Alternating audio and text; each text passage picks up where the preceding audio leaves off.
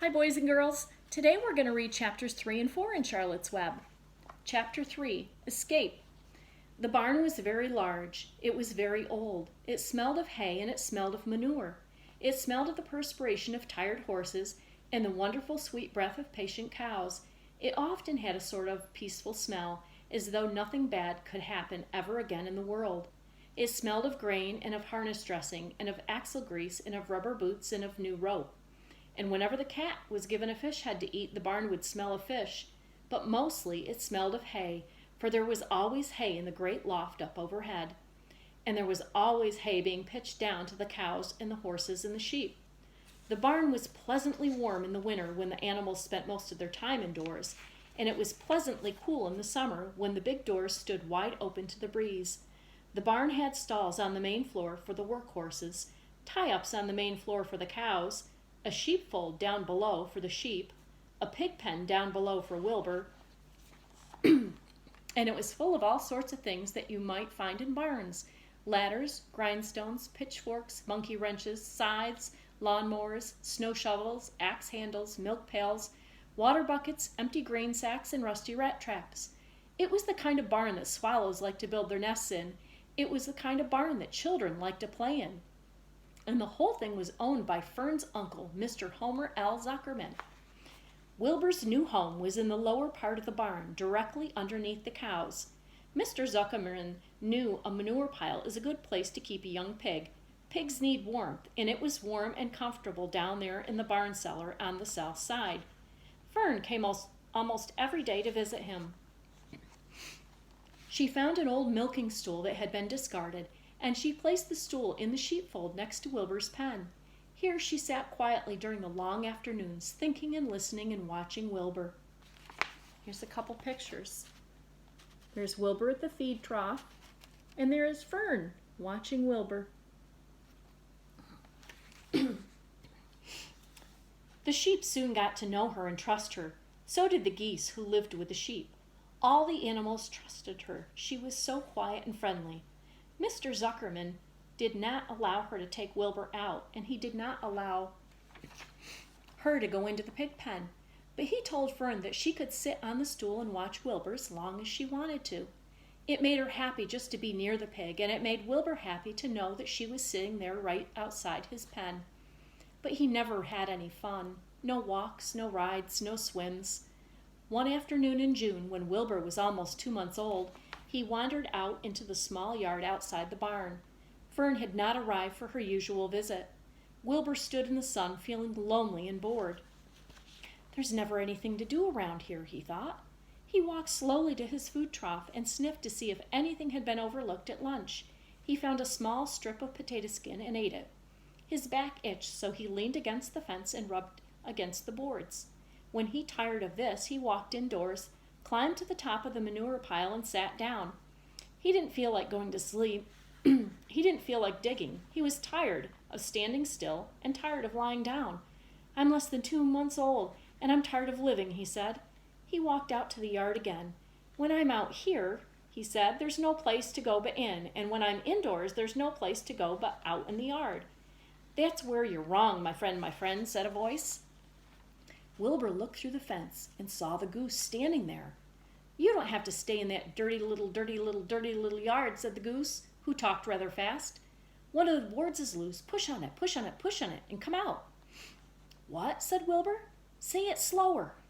At the risk of repeating myself, said the goose, I suggest that you come on out. It's wonderful out here. Did you say a board was loose? That I did, said the goose. Wilbur walked up to the fence and saw that the goose was right. One board was loose. He put his head down, shut his eyes, and pushed. The board gave way.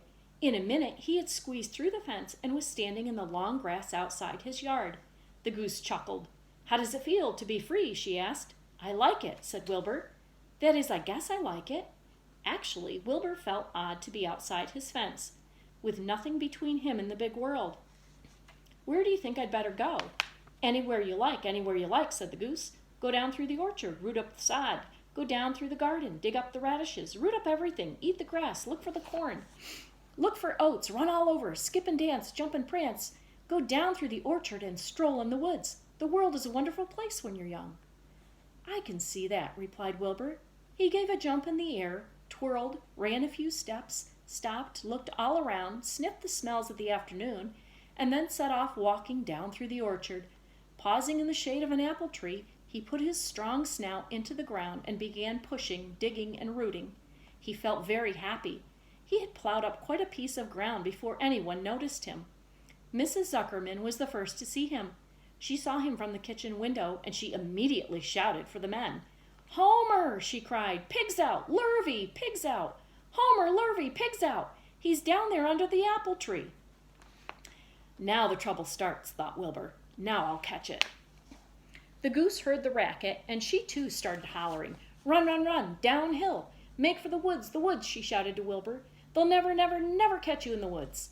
The cocker spaniel heard the commotion, and he ran out from the barn to join the chase. Mr. Zuckerman heard, and he came out of the machine shed where he was mending a tool. Lurvy, the hired man, heard the noise and came up from the asparagus patch where he was pulling weeds. Everybody walked toward Wilbur, and Wilbur didn't know what to do. The woods seemed a long way off, and anyway, he had never been down there in the woods and wasn't sure he would like it. "Get around behind him, Lurvy," said Mr. Zuckerman, "and drive him toward the barn. And take it easy, don't rush him. I'll go and get a bucket of slops." The news of Wilbur's escape spread rapidly among the animals on the place. Whenever any creature broke loose on Zuckerman's farm, the event was of great interest to the others. The goose shouted to the nearest cow that Wilbur was free, and soon all the cows knew. Then one of the cows told one of the sheep, and soon all the sheep knew. The lambs learned about it from their mothers. The horses in their stalls in the barn pricked up their ears when they heard the goose hollering, and soon the horses had caught on to what was happening. "Wilbur's out," they said. Every animal stirred and lifted its head and became excited to know that one of his friends had got free and was no longer penned up or tied fast. Wilbur didn't know what to do or which way to run. It seemed as though everybody was after him. "If this is what it's like to be free," he thought, "I believe I'd rather be penned up in my own yard." The cocker spaniel was sneaking up on him from one side. Lurvy, the hired man, was sneaking up on him from the other side. Mrs. Zuckerman stood ready to head him off if he started for the garden. And now Mr. Zuckerman was coming down toward him carrying a pail. "This is really awful," thought Wilbur. "Why doesn't Fern come?" He began to cry. The goose took command and began to give orders. "Don't just stand there, Wilbur. Dodge about," cried the goose. "Skip around, run toward me, slip in and out, in and out, in and out. Make for the woods, twist and turn." The cocker spaniel sprang for Wilbur's hind leg. Wilbur jumped and ran. Lurvy reached out and grabbed. Mrs. Zuckerman screamed at Lurvy. The goose cheered for Wilbur. Wilbur dodged between Lurvy's legs. Lurvy missed Wilbur and grabbed the spaniel instead. Nicely done," cried the goose. "Try it again. "Run downhill," suggested the cows. "Run toward me," yelled the gander. "Run uphill," cried the sheep. "Turn and twist," honked the goose. "Jump and dance," said the rooster. Here's a picture of Mr. and Mrs. Zuckerman. See, Mr. Zuckerman has the pail of slops, and there they are trying to catch Wilbur.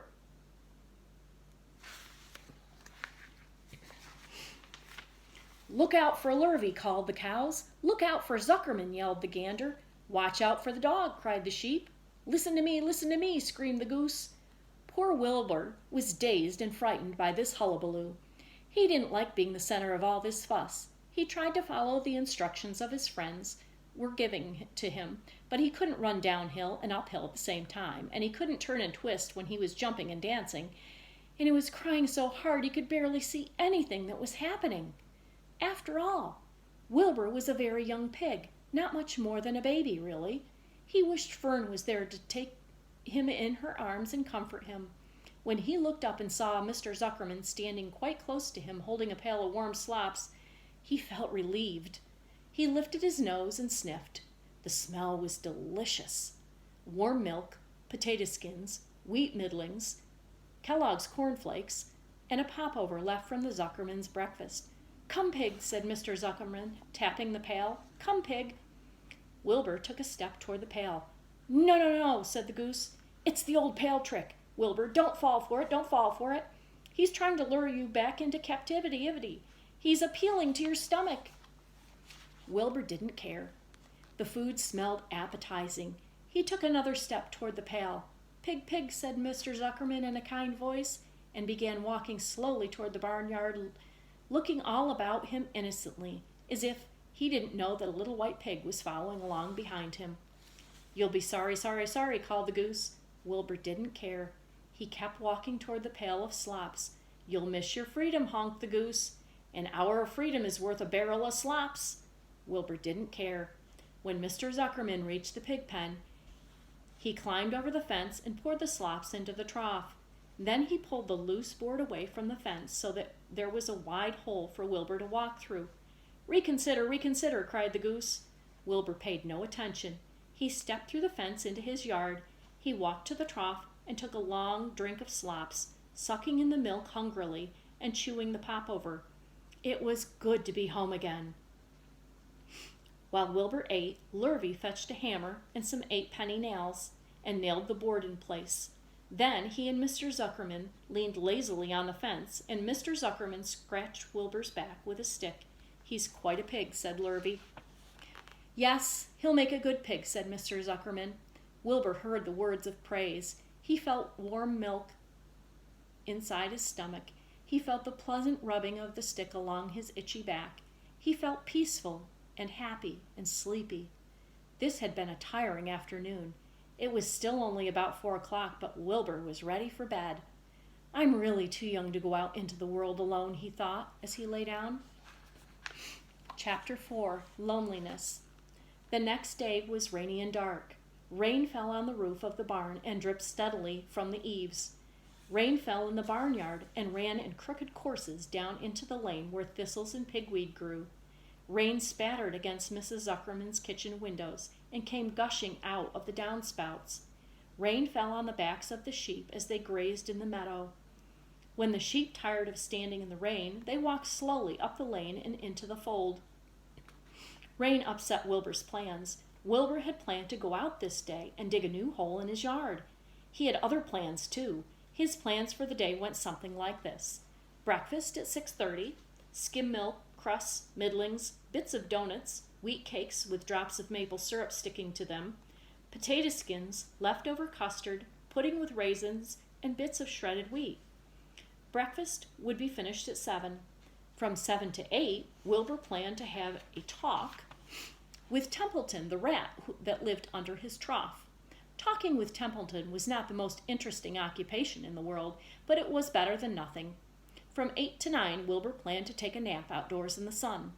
From 9 to 11, he planned to dig a hole or trench and possibly find something good to eat buried in the dirt. From 11 to 12, he planned to stand still and watch flies on the boards, watch bees in the clover, and watch swallows in the air. 12 o'clock, lunchtime. Middlings, warm water, apple parings, meat gravy, carrot scrapings, meat scraps, stale hominy, and the wrapper of a package of cheese. Lunch would be over at 1. From 1 to 2, Wilbur planned to sleep. From 2 to 3, he planned to scratch itchy places by rubbing against the fence. From 3 to 4, he planned to stand perfectly still and think of what it was like to be alive and to wait for Fern. At 4 would come supper: skim milk, provender, leftover sandwich from Lurvy's lunchbox, prune skins, a morsel of this, a bit of that, fried potatoes, marmalade drippings, a little more of this, a little more of that, a piece of baked apple, a scrap of upside-down cake. Wilbur had gone to sleep thinking about these plans. He awoke at 6 and saw the rain, and it seemed as though he couldn't bear it. "I get everything all beautifully planned out, and it has to go and rain," he said. For a while he stood gloomily indoors. Then he walked to the door and looked out. Drops of rain struck his face. His yard was cold and wet. His trough had an inch of rainwater in it. Templeton was nowhere to be seen. "Are you out there, Templeton?" called Wilbur. There was no answer. Suddenly Wilbur felt lonely and friendless. "One day just like another," he groaned. "I'm very young. I have no real friend here in the barn. It's going to rain all morning and all afternoon, and Fern won't come in such bad weather. Oh, honestly," and Wilbur was crying again, for the second time in 2 days. At 6:30, Wilbur heard the banging of a pail. Lurvy was standing outside in the rain, stirring up breakfast. "Come on, pig," said Lurvy. Wilbur did not budge. Lurvy dumped the slops, scraped the pail, and walked away. He noticed that something was wrong with the pig. Wilbur didn't want food. He wanted love. He wanted a friend, someone who would play with him. He mentioned this to the goose, who was sitting quietly in the corner of the sheepfold. "Will you come over and play with me?" he asked. "Sorry, sonny, sorry," said the goose. "I'm sitting on my eggs, 8 of them. Gotta keep them toasty-oasty warm. I have to stay right here. I'm no flibberty-gibbet. I do not play when there are eggs to hatch. I'm expecting goslings." "Well, I didn't think you were expecting woodpeckers," said Wilbur bitterly. Wilbur next tried one of the lambs. "Will you please play with me?" he asked. "Certainly not," said the lamb. "In the first place, I cannot get into your pen, as I am not old enough to jump over the fence. In the second place, I am not interested in pigs. Pigs mean less than nothing to me." "What do you mean, less than nothing?" replied Wilbur. "I don't think there is anything such thing as less than nothing. Nothing is absolutely the limit of nothingness. It's the lowest you can go. It's the end of the line. How can something be less than nothing? If there were something that was less than nothing, then nothing would be nothing. If it was something, even though it's just a very little bit of something. But if nothing is nothing, then nothing has nothing that is less than it is." "Oh, be quiet," said the lamb. "Go play by yourself. I don't play with pigs." Sadly, Wilbur lay down and listened to the rain. Soon he saw the rat climbing down the slanting board that he used as a stairway. "Will you play with me, Templeton?" asked Wilbur. "Play?" said Templeton, twirling his whiskers. "Play? I hardly know the meaning of the word." "Well," said Wilbur, "it means to have fun, to frolic, to run and skip and make merry." "I never do those things if I can avoid them," replied the rat sourly. "I prefer to spend my time eating, gnawing, spying, and hiding. I am a glutton, but not a merrymaker. Right now, I am on my way to your trough to eat your breakfast, since you haven't got sense enough to eat it yourself." And Templeton the rat crept stealthily along the wall and disappeared into a private tunnel that he had dug between the door and the trough in Wilbur's yard. Templeton was a crafty rat, and he had things pretty much his own way. The tunnel was an example of his skill and cunning. The tunnel enabled him to get from the barn to his hiding place under the pig trough without coming out in the open. He had tunnels and runways all over Mr. Zuckerman's farm, and could get from one place to another without being seen. Usually he slept during the daytime and was abroad only after dark. Wilbur watched him disappear into his tunnel. In a moment he saw the rat's sharp nose poke out from underneath the wooden trough. Cautiously, Templeton pulled himself up over the edge of the trough. This was almost more than Wilbur could stand, on this dreary, rainy day, to see his breakfast being eaten by somebody else. He knew Templeton was getting soaked out there in the pouring rain, but even that didn't comfort him. Friendless, dejected, and hungry, he threw himself down in the manure and sobbed. Later that afternoon, Lurvy went to Mr. Zuckerman. "I think there's something wrong with that pig of yours. He hasn't touched his food." "Give him 2 spoonfuls of sulfur and a little molasses," said Mr. Zuckerman. Wilbur couldn't believe what was happening to him when Lurvy caught him and forced the medicine down his throat. This was certainly the worst day of his life. He didn't know whether he could endure the awful loneliness any more. Darkness settled over everything. Soon there were only shadows and noises of the sheep chewing their cuds, and occasionally the rattle of a cow chain up overhead. You can imagine Wilbur's surprise when out of the darkness came a small voice he had never heard before. It sounded rather thin but pleasant. "Do you want a friend, Wilbur?" it said. I'll be a friend to you. I've watched you all day and I like you." "But I can't see you," said Wilbur, jumping to his feet. "Where are you, and who are you?" "I'm right up here," said the voice. "Go to sleep. You'll see me in the morning." So in the next chapter, we'll find out what happened, or who that was. Your journal this time is going to be Wilbur Feels. You're going to write, you can tell us how you think Wilbur feels. And then you would say, first, next, last, as you can see. Bye.